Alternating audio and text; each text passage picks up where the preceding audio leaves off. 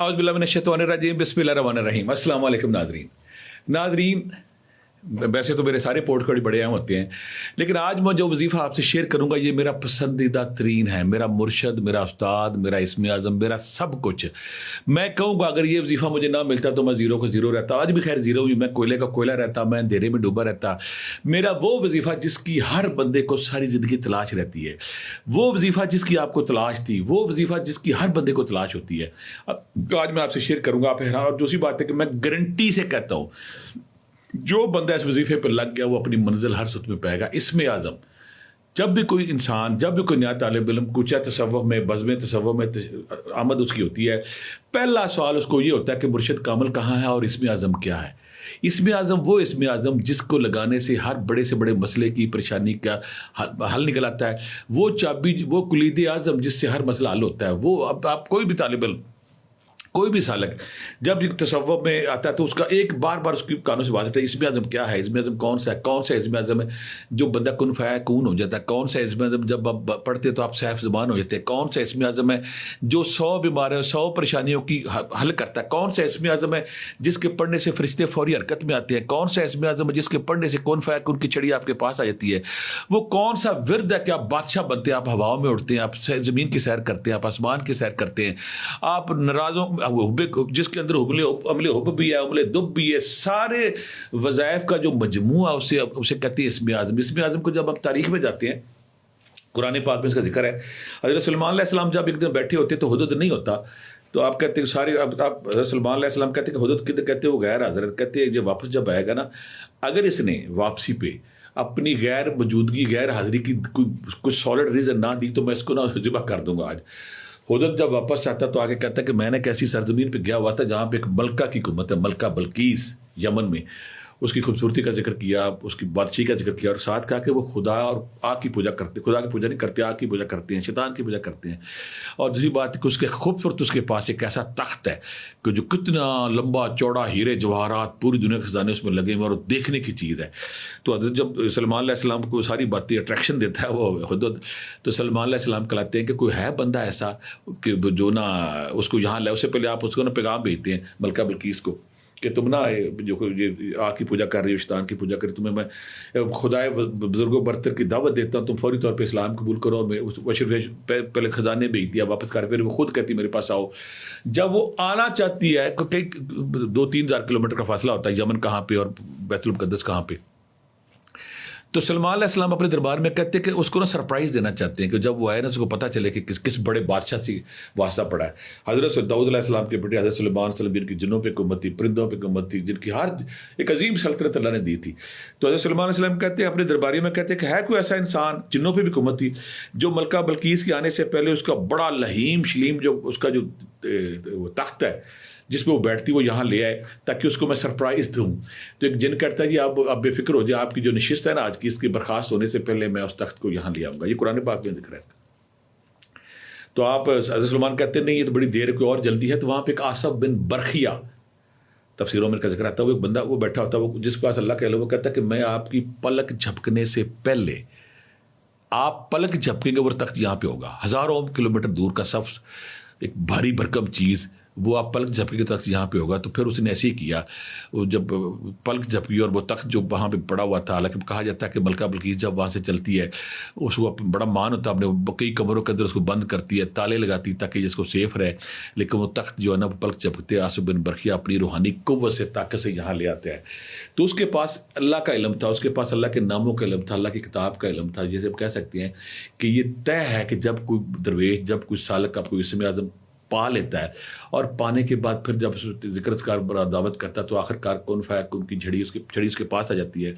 फिर वो पलक झपकने से पहले नामुमकिन काम कर सकता है, वो हवाओं में उड़ सकता है, वो एक मुल्क से दूसरे मुल्क जा सकता है, वो सैर अलज कर सकता है, वो कैंसर की गिल्टियाँ मका सकता है, वो बीमारियाँ मका सकता है, वो गैब के खजाने ज़मीन से बाहर निकाल सकता है। यानी कि उसके पास कुन फ़यकून की छड़ी होती है। तो वो जब कोई भी बंदा सालक पढ़ता है ना, تو ساری زندگی اس تلاش میں رہتا کہ مجھے وہ اسم اعظم مل جائے. میں جب اس لائن میں آیا تو میں بھی اس پڑ گیا اس تلاش میں، کھوج میں، کہ اگر مجھے روحانی سفر کرنا ہے تو جب تک میرے پاس اسم اعظم نہیں ہوگا، جب اللہ کا کوئی بڑا نام نہیں ہوگا. تو میں نے آپ دیکھنے والوں کے لیے ہم یہ بھی بتا دوں، کسی مہینے انشاءاللہ میری کتاب آ رہی ہے ثمرات اسم اعظم.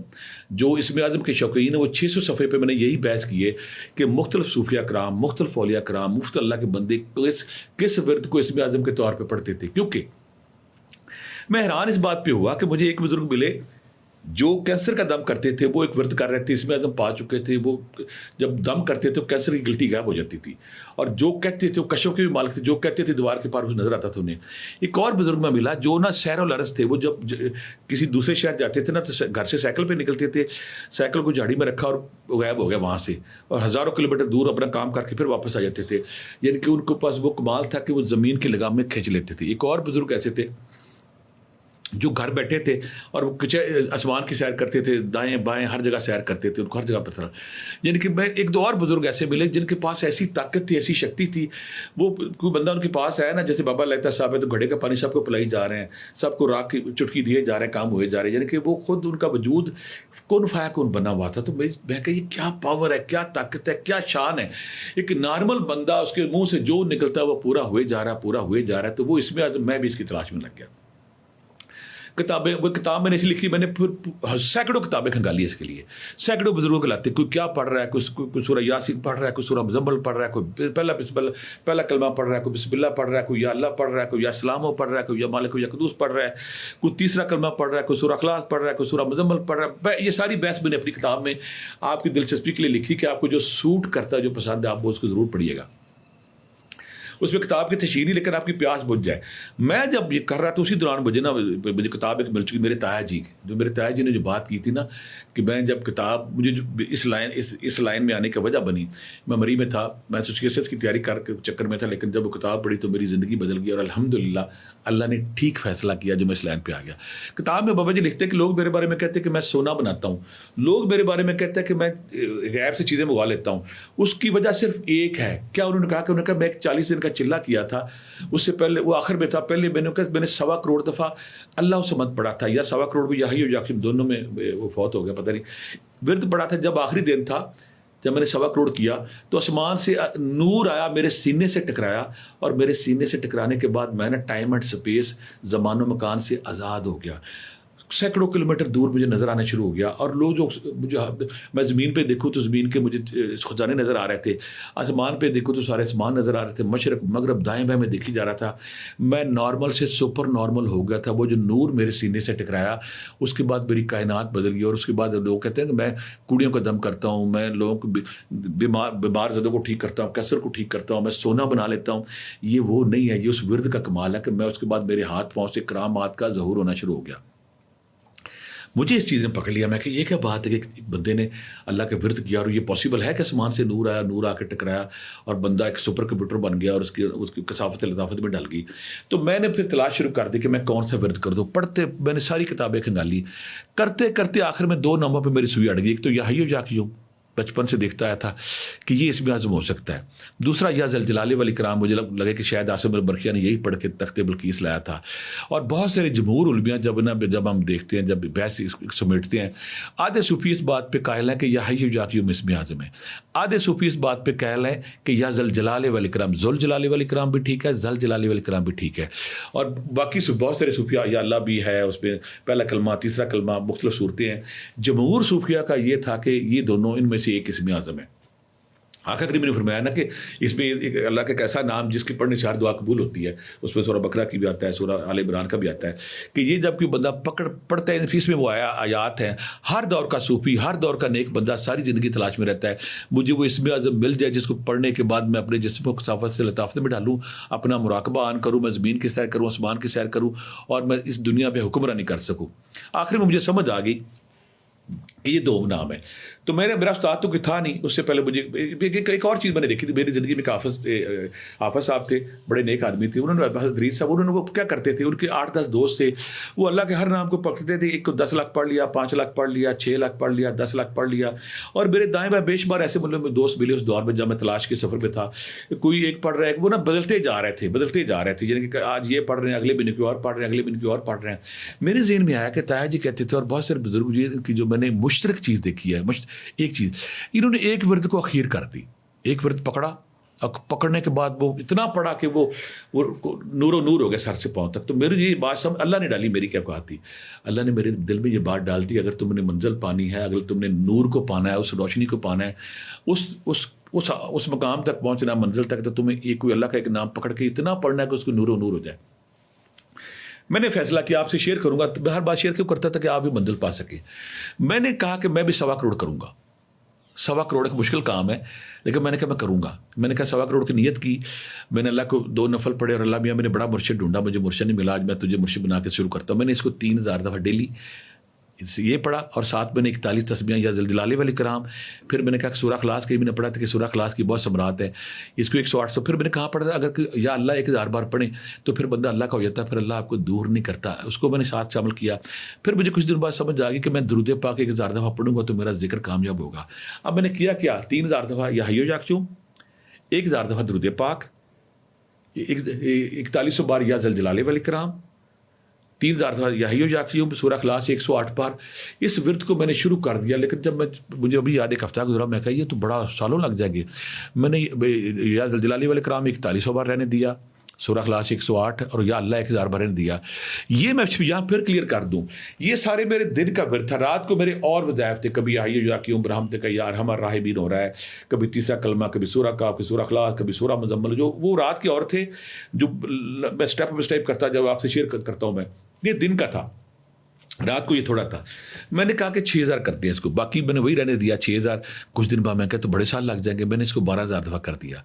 یہ جب میں نے کہا یہ بڑے سال لگ جائیں گے, جب میرے جسم میں اس کو ایکسیپٹ کر رہا تھا نا, مہینے کے اندر اندر میں نے اس کو 22000 ڈیلی کر دیا. اب میں آپ سے ریکمینڈ نہیں کروں گا کہ آپ 22000 پڑھیں, آپ 12500 ہی رکھیں. 12500 دفعہ یا حی و یا قیوم, 1000 دفعہ یا اللہ, 4100 بار یا جلالے والے کرام, 1000 دفعہ درود پاک. مجھے سمجھ آ جائے کہ جب تک درود پاک میں نہیں پڑھوں گا میرے ذکر اذکار قبول نہیں ہوں گے. اور 108 دفعہ سورہ اخلاص, یہ دن کے تھے. اب میں نے یہ ذکر اذکار شروع کر دیا. ساتھ مجھے سمجھ آ گئی, میں آپ سے ہر وہ راز شیئر کرتا ہوں تو کہ آپ بھی منزل پا سکیں, کہ گوشت ترک جلالی جمالی کرنا. مجھے سارے بری والے گواہ ہیں, پوچھ لیں, قسم لے لیں, 8 سال میں نے گوشت کو ہاتھ نہیں لگایا. آپ کو میں ریکمینڈ نہیں کرتا کھانا کھا لے, لیکن میں نے 8 سال گوشت نہیں کھایا. مجھے کہیں سے پتہ چلا کہ چینی جو میٹھا آپ کے روح کو بھاری کرتا ہے, میں نے چینی میٹھا چھوڑ دیا. مجھے کہیں سے پتہ چلا جب تک مراقبہ نہ کرے آپ کا سسٹم آن نہیں ہوتا. میں نے دیوار پہ دائرہ بنایا, اور دائرے کو میں نے گھورنا شروع کر دیا, دل پہ اللہ کے تصور کو پکانا شروع کر دیا.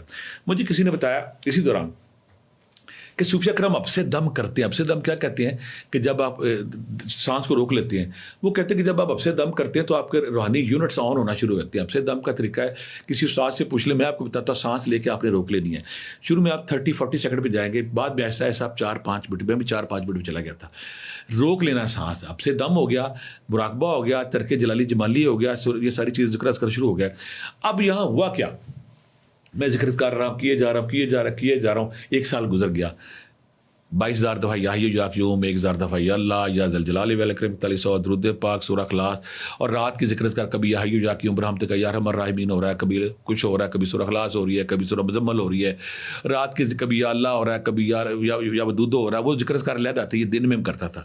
اور رات کو شروع میں نے یہ کیا کہ سارے کرتا تھا, رات کو 3000 دفعہ ایک نشست میں کرتا تھا. 3000 دفعہ یا حی و یا قیوم ایک نشست میں, باقی جو 18-19 وہ دن میں چلتے پھرتے کام کرتے کرتے پڑتا رہا. 80 لاکھ ہو گیا, کچھ بھی نہیں ہوا. میں گنتی کر رہا تھا, 80 لاکھ ہو گیا, کچھ بھی نہیں ہوگا. یہاں میں یہ نہیں کہوں گا کہ میں کوئی ظاہر ہو گیا جب میں بڑی توپ چیز ہوں. اللہ نے اب یہ کیا فیصلہ کیا, میں خاموشی سے کلاسیں لینے کے بعد اپنی تسبیح شروع کر دینی. تسبیح جاری, تسبیح پڑھی جا رہا ہوں. ایک جذب ہے, ایک شکر ہے میرے پہ طاری, اور میں پڑھی جا رہا ہوں. اب میں اس پہ پہلے دن سے مجھے یہ سمجھ آ گئی تھی کہ اگر میں کہوں گا نا مجھے کوئی مشاہدہ نہیں ہو رہا, کوئی خواب نہیں آ رہا, تو میں ڈی ٹریک ہو جاؤں گا. میں مشاہدے خواب سے ہٹ کے لگا ہوا تھا, میں نے کیے جانا ہے. 80 لاکھ پہ کچھ. پھر وہ واقعہ آیا جسے بعض کا بزرگ کہتے ہیں, آپ مریض سب سے پوچھ لیں, کہ جب کسی کے اندر نور روشنی اکٹھی ہو جاتی ہے نا, پھر اللہ معاشرے کو بتاتا ہے کہ یہ میرا بندہ ہے. وہ ٹائم آ گیا سارے بلکہ واقعہ میں ان لڑکے کا نام بھی لوں گا تاکہ آپ لڑکے سے پوچھ سکے. عدیل نامی لڑکا تھا واڈا نمبری میں. وہ وہاں اچانک اس کے اندر نا کچھ جن حاضر ہو گیا. ہم کلب میں جین کی پینٹ پہنی ہے, اوپر میں نے اپنی وہ واسکٹ پہنی ہے براؤن رنگ کی, جذب تسبیح. وہ اچانک نا کرسیاں توڑے, اندر شور مچا ہوا ہے, بار بار کہ عبداللہ بھٹی کو بلاؤ, عبداللہ بھٹی کو بلاؤ. وہ 3-4 بندوں نے دم کیا, اس نے ان کو مار دیا, پھینٹی لگا دی, ہر موقع بلاؤ عبداللہ بھٹی کو. میں نے کہا مجھے کیوں بلا رہا ہے, یہ کیوں بلا رہا ہے مجھے, یہ کس لیے بلا رہا ہے؟ تو مجھے پرنسپل نے دوستوں نے کہا کہ آپ اندر جائیں. جب اندر گیا تو مجھے کہتا ہے کہ ہم آپ کو سلام کرتے ہیں. یہ میں نہیں کہہ رہا, 400 بچہ دیکھ رہا تھا. ہم آپ کو سلام کرتے ہیں, آج کے بعد ہم کچھ نہیں کہیں گے, ہم جا رہے ہیں. میں کہا چلے جو, مجھے اس میں کیا, تم نے رہنا چلے جو. جب وہ بچہ ٹھیک ہوا نا, بیہوش ہو گرا, ٹھیک ہو گیا, الحمدللہ. آج اس واقعے کو 25-30 سال ہو گئے, دوبارہ وہ بیہوش نہیں ہوا. وہ بچہ جو روزانہ